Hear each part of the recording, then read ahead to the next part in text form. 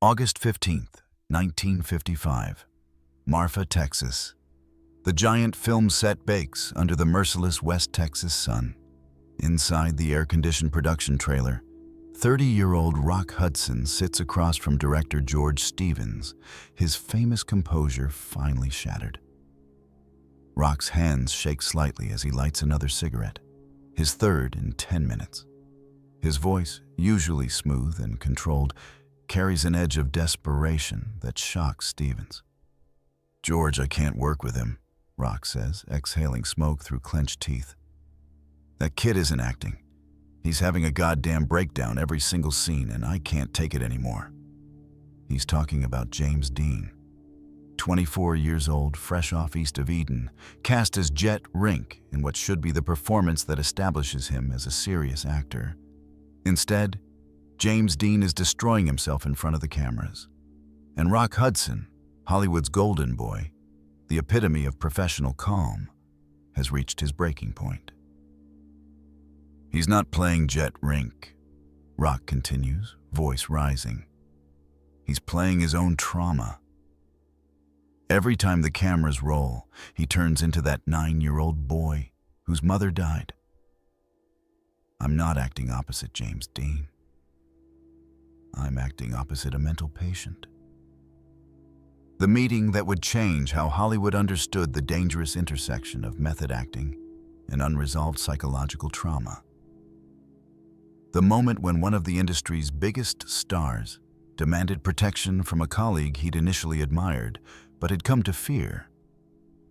What had James Dean done to drive Rock Hudson, a man famous for his patience and professionalism, to the point of near panic? The answer reveals the darkest chapter of James Dean's brief career, when his mother complex became so severe that it poisoned every relationship on one of the biggest film productions of 1955. This is the untold story of how James Dean's unhealed wounds turned a prestigious film set into a psychological battlefield, and how his desperate search for a mother figure drove one of Hollywood's most beloved stars to demand his removal from the project. To understand why Rock Hudson feared James Dean, you need to understand what happened during the first week of giant filming. James arrived in Texas carrying more psychological baggage than anyone realized. He was still reeling from Pier Angeli's brutal rejection, still haunted by her words, "You love your mother's ghost." He had just finished the traumatic experience on Rebel Without a Cause, where his inappropriate behavior toward Natalie Wood had created a scandal that Warner Brothers barely managed to contain. But more than that, James was struggling with the role of Jet Rink itself. On paper, it seemed perfect for him. The poor ranch hand who strikes oil and becomes wealthy, but remains emotionally empty. But Jet's relationship with the Leslie Benedict character, played by Elizabeth Taylor, triggered every aspect of James's mother complex. Leslie was older, sophisticated, nurturing, everything that reminded James of the maternal love he'd lost at age 9. George Stevens had cast James precisely because of his emotional intensity. But he had no idea that James was incapable of distinguishing between his personal trauma and his character's emotions. When James looked at Elizabeth Taylor's Leslie Benedict, he didn't see a character. He saw Mildred Dean, the mother he'd lost 15 years earlier. Rock Hudson, meanwhile, was at the height of his career. 30 years old, devastatingly handsome, with a string of successful films behind him and a carefully crafted public image as Hollywood's perfect leading man. He was professional, reliable, beloved by crews and co-stars alike. Rock had worked with difficult actors before, but nothing had prepared him for James Dean. From their first scene together, Rock sensed something was wrong with his young co-star. James wasn't hitting his marks, wasn't responding to direction, seemed to be performing some entirely different movie than the one they were shooting. During a crucial scene where Jet Rink confronts Bick Benedict about class and privilege, James began improvising dialogue that had nothing to do with the script. "You don't understand what it's like," James said, staring at Rock with an intensity that made the veteran actor uncomfortable. "You had everything handed to you. You never lost anyone. You never had to watch someone you loved die slowly, while you couldn't do anything to save them." The words weren't Jet Rink's. They were James Dean's, pulled directly from his childhood trauma. Rock, trying to stay in character as Bick Benedict, responded with his scripted lines, but James kept going, tears streaming down his face, completely lost in his own psychological pain. "Cut!" Stevens called, but James didn't stop. He kept talking, kept crying, reliving his mother's death in front of 40 crew members who watched in uncomfortable silence. These forgotten stories deserve to be told. If you think so too, subscribe and like this video. Thank you for keeping these memories alive. Rock Hudson later told his close friends that watching James in that moment was like witnessing someone having a psychotic break. "He wasn't acting," Rock said. "He was hemorrhaging his own pain all over the set and expecting us all to just pretend it was professional." The situation escalated during the filming of scenes between James and Elizabeth Taylor. Elizabeth, then 23 and already an established star, was playing Leslie Benedict, the sophisticated Eastern woman who becomes the object of Jet Rink's obsession. The dynamic between Leslie and Jet was meant to be about class conflict and unrequited love, but James transformed it into something far more disturbing.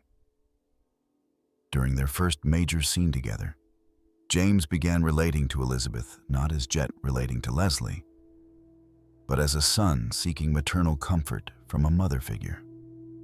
He would touch her arm with desperate need, look at her with the kind of longing that suggested he was seeing someone else entirely, speak his lines with an emotional intensity that had nothing to do with the script and everything to do with his unresolved grief. Elizabeth, sophisticated and psychologically astute, recognized what was happening immediately. She had worked with method actors before, but James's behavior was something else entirely. He wasn't accessing emotions for his character. He was using the character as an excuse to process his own trauma without any professional boundaries. "He would look at me like I was his mother," Elizabeth later confided to Rock. "Not like Jet looking at Leslie, but like a lost child looking for his mother." It was heartbreaking and terrifying at the same time. Rock watched this dynamic develop with growing alarm. He could see that James was projecting his mother complex onto Elizabeth, just as he had done with Pier Angeli and Natalie Wood. But unlike those previous situations, this was happening in the middle of a major film production, with millions of dollars at stake and dozens of people depending on the project's success. The breaking point came during the filming of the famous restaurant scene, where an older Jet Rink, now wealthy but still obsessed with Leslie, makes a drunken speech. The scene was meant to show Jet's pathetic decline, but James transformed it into something so psychologically raw that it disturbed everyone present. As Jet, James was supposed to deliver a speech about lost opportunities and faded dreams. Instead, he began talking about his mother, about loss, about the emptiness that comes from loving someone who can never love you back. The words weren't in the script, but they poured out of James with such devastating honesty that Stevens kept the cameras rolling, thinking he was witnessing brilliant improvisation. But Rock, watching from the sidelines, recognized what was really happening. James wasn't creating art. He was having a breakdown. The young actor stood swaying slightly, tears streaming down his face, talking to Elizabeth Taylor as if she were the ghost of Mildred Dean. I loved her so much, James whispered, completely off script. She left me when I was just a kid. Everyone always leaves. Why does everyone always leave? Elizabeth, trapped in the scene, tried to respond as Leslie, but James grabbed her hands with desperate intensity, holding them like a drowning man clinging to a lifeline. Don't leave me, he pleaded.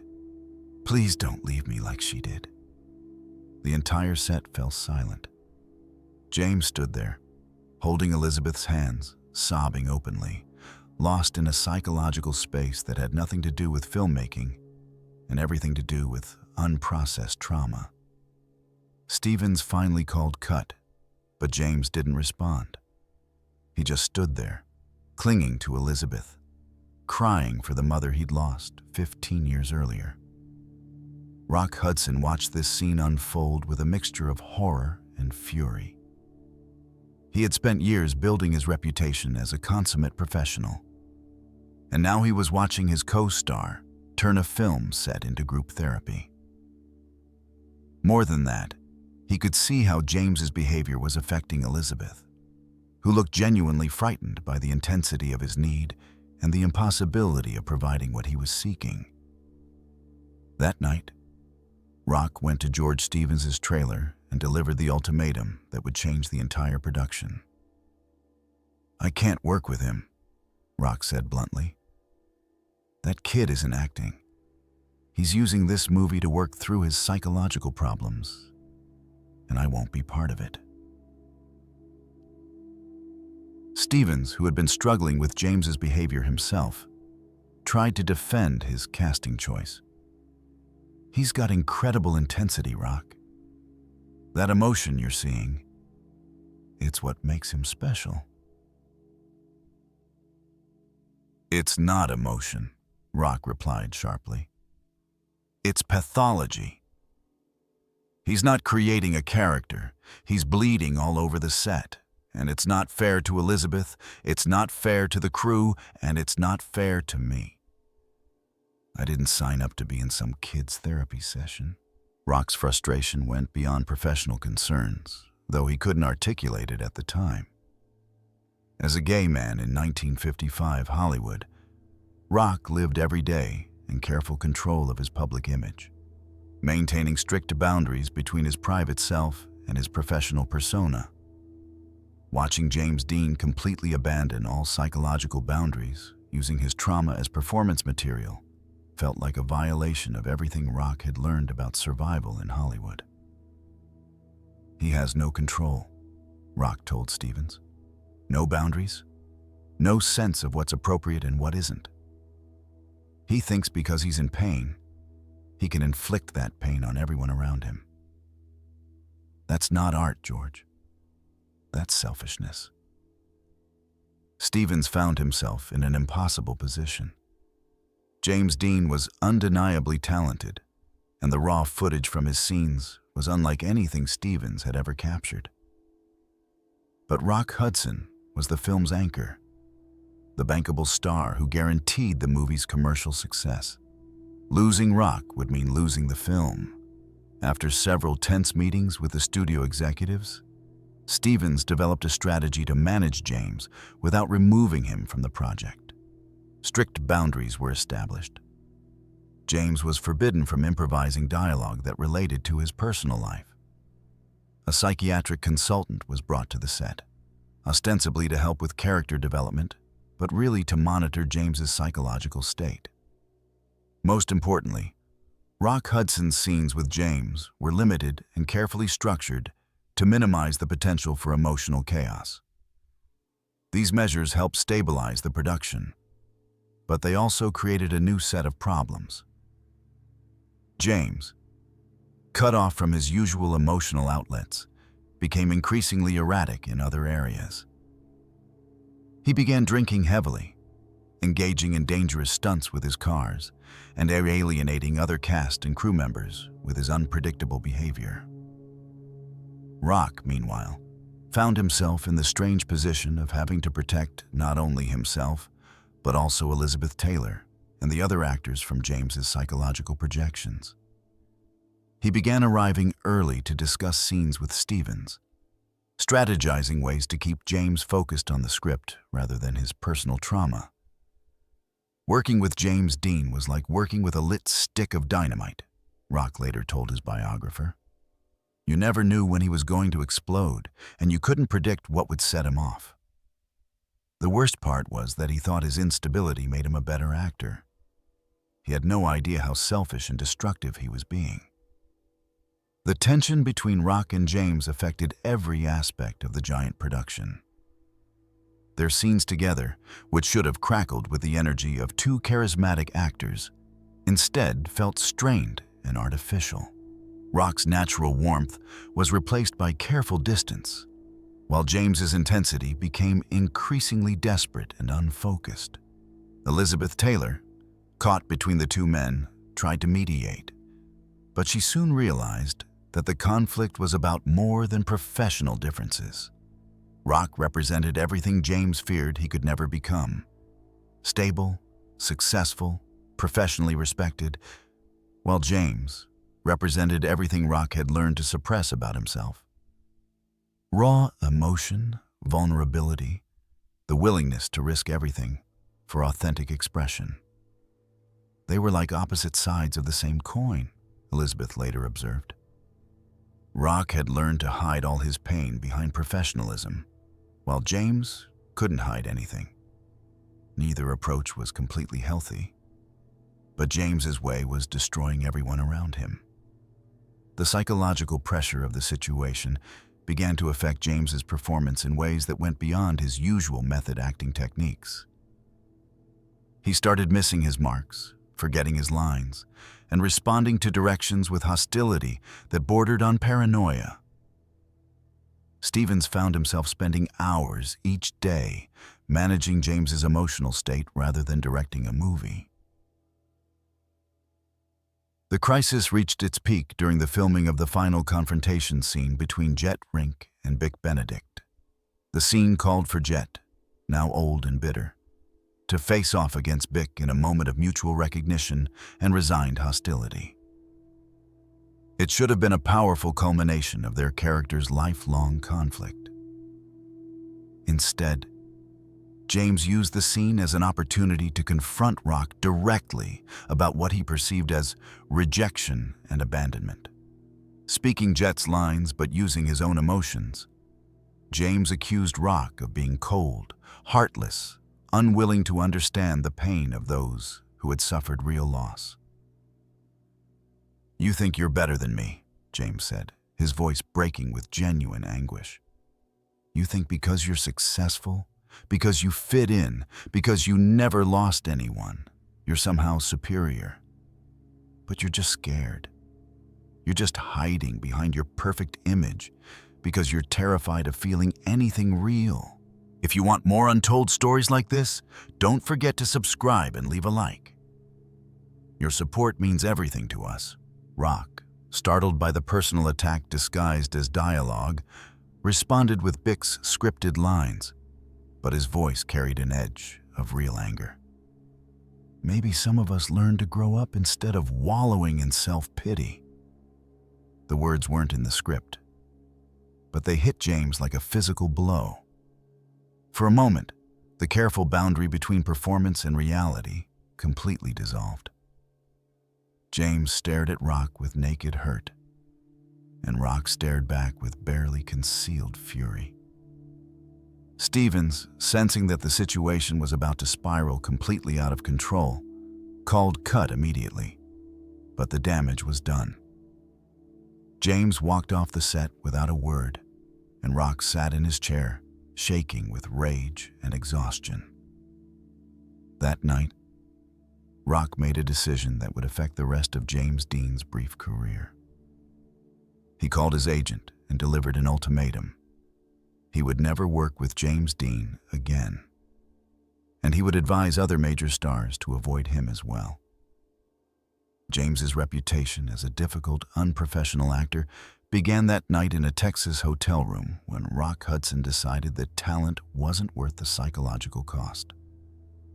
Within weeks of Rock's ultimatum, word spread through Hollywood that James Dean was impossible to work with.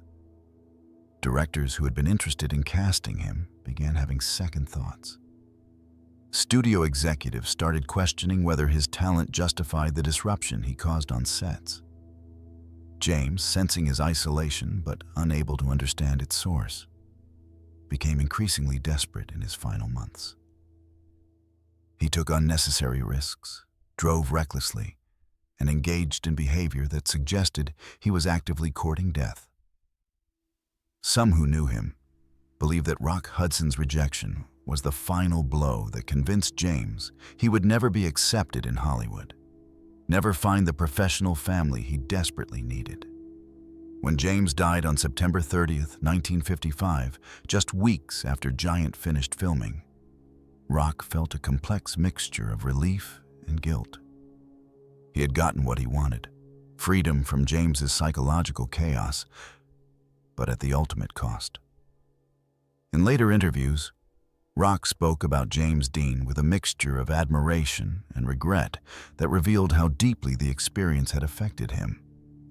"James had more raw talent than anyone I ever worked with," Rock said in 1980.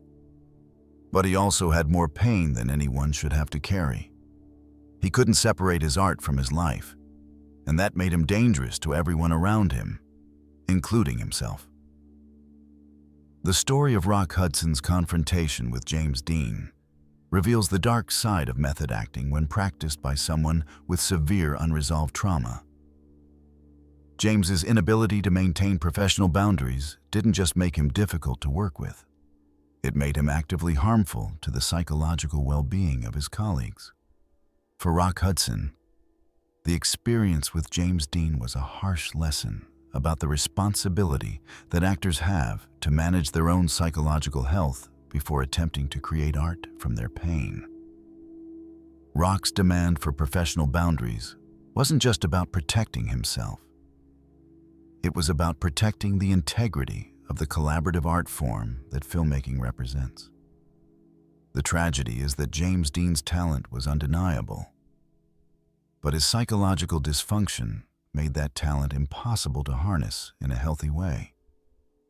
His death at 24 preserved him as a legend, but it also ended any possibility that he might have learned to transform his pain into art without destroying everyone around him in the process. Rock Hudson carried the guilt of that Texas confrontation for the rest of his life, wondering if he could have done something different, if he could have found a way to help rather than simply protect himself. But those who knew both men understood that Rock's reaction was not just understandable, but necessary. Sometimes survival requires recognizing when someone else's wounds have become toxic, and having the courage to walk away before you become another casualty. The Giant set became the final proof that James Dean's mother complex had evolved from personal tragedy into professional liability. His desperate search for maternal figures had poisoned his relationship with Piera Angeli, terrorized Natalie Wood, and finally driven away Rock Hudson, one of the most patient and professional actors of his generation. In the end, Rock Hudson's rage wasn't really about James Dean's acting methods or his unprofessionalism. It was about watching a talented young man slowly destroy himself, while demanding that everyone around him participate in his self-destruction. Rock's refusal to enable James's psychological dysfunction was an act of self-preservation. But it was also the beginning of the end for James Dean's Hollywood career. The boy who had lost his mother at 9 never learned to stop looking for her in the faces of everyone he met. And when those people inevitably failed to become the impossible thing he needed them to be, his disappointment turned to rage, his rage to recklessness, and his recklessness to death on a highway in California, just weeks after Rock Hudson told the world that James Dean was too dangerous to work with. James Dean lived only 24 years, but those years were filled with stories the world never heard. Stories of love, pain, rebellion, dreams that died too soon. This channel exists to tell those stories, to remember not just the icon, but the man. If this story moved you, please like this video and subscribe, because James Dean's story isn't over. Not yet.